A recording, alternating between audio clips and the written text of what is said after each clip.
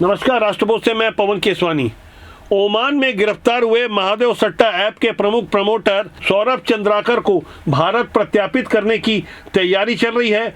इस बीच एक नई खबर सामने आई है जिससे पता चला है, जैसा कि ईडी ने दावा किया कि महादेव सट्टा ऐप के माध्यम से बीते 5-6 सालों में 43,000 करोड़ की अवैध कमाई की जा चुकी है।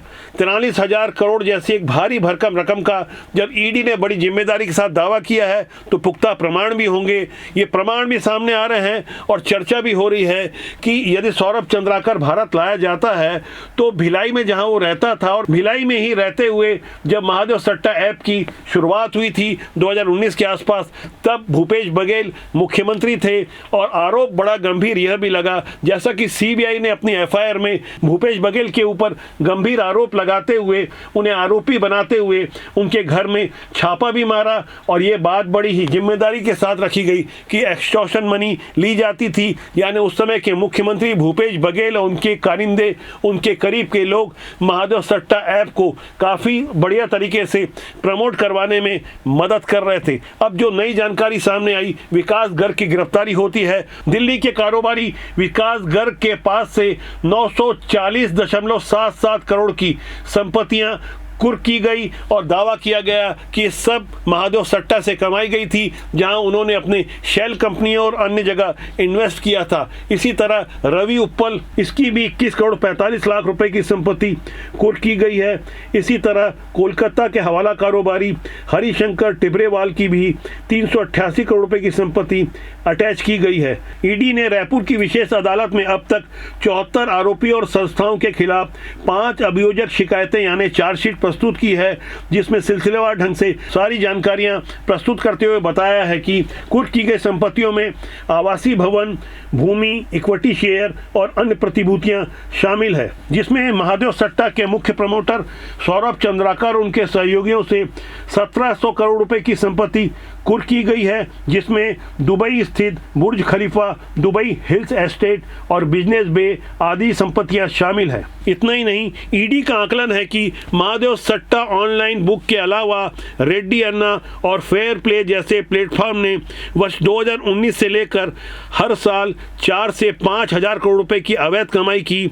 इस तरह से इसका नेटवर्क करीब 45,000 करोड़ रुपए तक पहुंच गया। देश भर में 2,000 से अधिक सट्टेबाजी के प्लेटफॉर्म अभी भी उपलब्ध हैं जो सक्रिय हैं। प्रत्येक प्लेटफॉर्म से हर महीने 30 से 40 लाख रुपए की शुद्ध कमाई अवैध रूप से की जाती है, जिसमें से 70 से 80% की राशि मुख्य सिंडिकेट को भेज दी जाती है। ऐसी अवैध कमाई के कारण डायरेक्टर जीएसटी इंटेलिजेंस ने ये स्पष्ट किया है कि 19,500 करोड़ रुपए की जीएसटी चोरी की गई है, जो 750 शेल कंपनियों के माध्यम से 70,000 करोड़ रुपए की अवैध कमाई की गई थी। उसी का जीएसटी होता है 19,500 करोड़ रुपए। ये दावा जीएसटी की ओर से भी किया गया है। यानी कुल मिलाकर भारत सरकार अब महादेव सट्टा और उससे जुड़े हुए पुराने पापियों का जो हिसाब कर रही है, उसमें कई राजनेता भी हैं, उसमें कई रसूखदार भी हैं जिन्होंने भारी भरकम प्रॉपर्टी में इन्वेस्ट किया है, शेयर मार्केट में इन्वेस्ट किया है।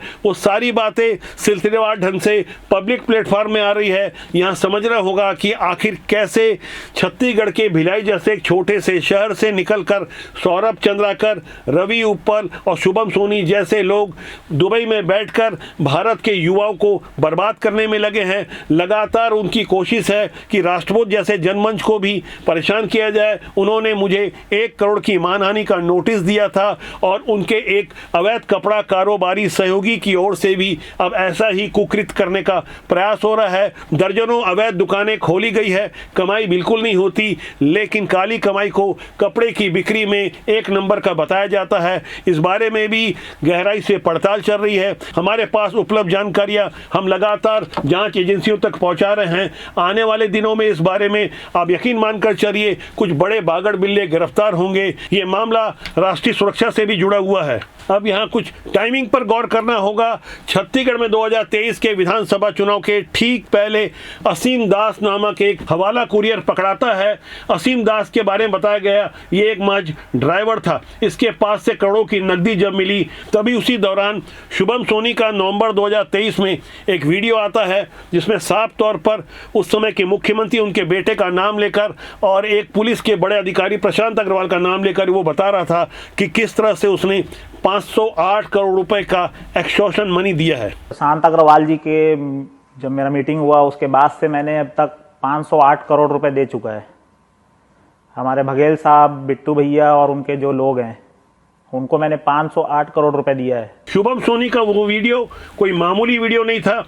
आम जनता ने भी गहराई से इस वीडियो के हकीकत को समझा और प्रशांत अग्रवाल जिस पुलिस के बड़े अधिकारी यानी रायपुर के एसपी का नाम ले रहा था, इसके बारे में भी पता चला कि इनके करीबी रिश्तेदार भिलाई के औद्योगिक इलाकों में कई पुरानी कंपनियां लगातार खरीद रहे हैं। ये सुरेश केजरीवाल और उनके बेटे विशाल केजरीवाल का नाम सामने आया। इनके ठिकानों पर भी छापेमारी की गई, लेकिन अभी तक ऑफिशियली खुलासा नहीं किया गया है कि इनके यहाँ से क्या दस्तावेज मिले और प्रशांत अग्रवाल का जो इनसे कनेक्शन है उससे किस तरह से अतिरिक्त पैसे बनाए गए। फिलहाल बहुत सारी ऐसी बातें हैं जिसका खुलासा होना अभी शेष है। हम लगातार पूरी ईमानदारी के साथ तथ्यों को प्रस्तुत कर रहे हैं। जो लोग भारत की बर्बादी में लगे हैं, ऐसे चेहरे बेनकाब होना चाहिए। जो भारत के युवाओं को जुआ सट्टा खिलाना सिखा रहे हैं, ऑनलाइन गेमिंग के माध्यम से शुरू में लालच देते हैं और धीरे धीरे घर की पूरी संपत्ति लग जाती है और महादेव सट्टा में लगे हुए लोग फलने फूलने लगते हैं। ये शुरुआत भिलाई से हुई थी। ऐसे कई और चेहरे हैं जिनका बेनकाब होना बाकी है। भिलाई में रहकर इन्होंने कम समय में जिस तरह से बेईमानी से पैसे बनाए, इसमें कुछ नेता भी शामिल हैं जो लगातार दुबई की यात्रा करते रहे हैं। इनका भी यदि ईमानदारी से पासपोर्ट चेक किया जाए तो समझ में आ जाएगा कि आखिर ये नेता कैसे करोड़ों रुपए जनता के लिए खर्च करते हैं जिसका कभी कोई हिसाब नहीं दिया जाता। इनकम टैक्स और ईडी की इनके यहाँ छापेमारी नहीं होती क्योंकि खर्च सीधे तौर पर किसी बिल्डिंग या इमारत में नहीं खर्चा किया जाता, बल्कि आम जनता में दिखाने के लिए बांट दिया जाता है। ऐसे नेता भी काली कमाई की बड़ी रकम संपत्ति में खर्च कर रहे हैं। ये संपत्ति में खर्च की गई रकम की पतासाजी होनी चाहिए। हमारे पास भी जो पुष्ट जानकारी है हम भी उपलब्ध करवा रहे हैं। राष्ट्रहित में हमारी कोशिश लगातार जारी रहेगी। राष्ट्रबोध का सूत्र वाक्य है, राष्ट्रहित सर्वोपरि। यदि आपके पास ऐसे ही बेईमानों के बारे में कोई जानकारी है तो आप हमारे नंबर 9302503141 पर सीधे मुझसे संपर्क कर ये जानकारी दे सकते हैं। राष्ट्रहित में हम लगातार लगे रहेंगे। इस खबर के बारे में आपकी क्या राय है, कमेंट कीजिएगा। नमस्कार।